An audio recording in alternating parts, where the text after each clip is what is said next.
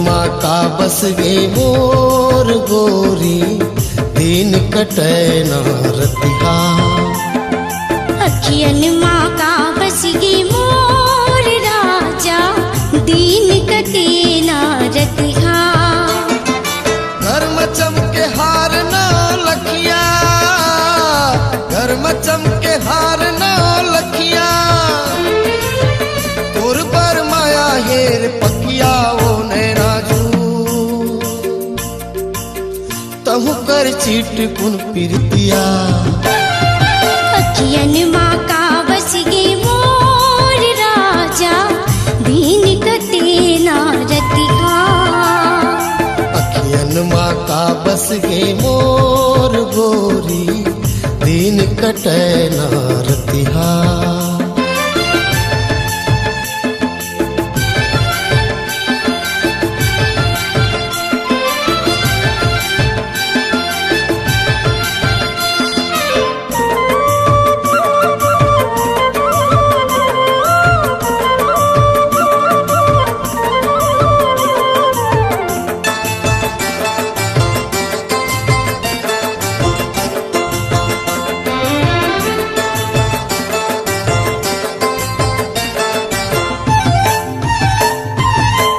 बहिहा बरन हो गयो रे बही तोर बीना, जियो कैसे मुश्किल हो गे जीना।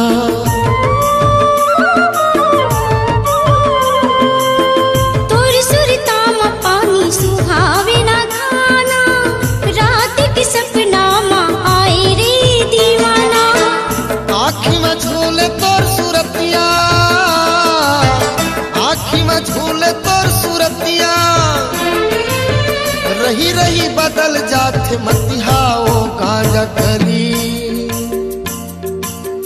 हाय रे चिड़ैया फूल बतिया। अखियन माँ का बच गे मोर राजा, दिन कटे ना रतिहा। अखियन माँ का बस गे मोर गोरी, दिन कटे ना रतिहा।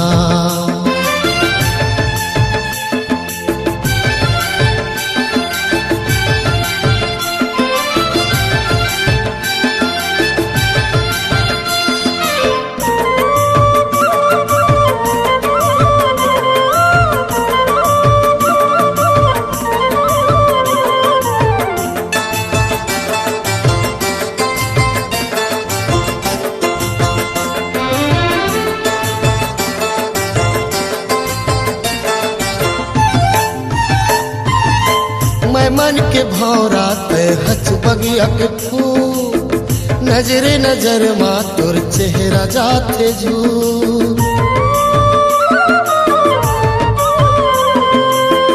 आम की डारी माँ कोयली हकू की, जैसे तनला तोर बीरी हाँ चुहकी। दिन भर सूते सूते खटिया, दिन भर सूते सूते खटिया, बत्ता कणेरी मुड़ कपटिया ला देखत। सिर तो मधकल करे छतिया। अखियन माँ का बस गे मोर गोरी, दिन कटे ना रतिहा। अखियन माँ का बस गे मोर राजा, दिन कटे ना रतिहा। घर में चमके हार ना लखिया, घर में चमके हार ना लखिया, तोर पर माया हेर पकिया रे गांजा कली। तहु कर चीट कुन पिरतिया।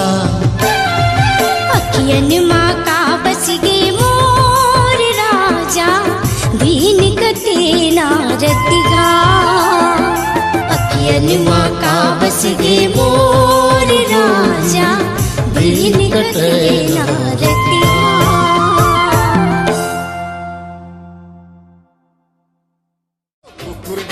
के कैसेट प्रस्तुत करते हैं सुपरहिट छत्तीसगढ़ी फीचर फिल्म भावर की वीसीडी एवं डीवीडी।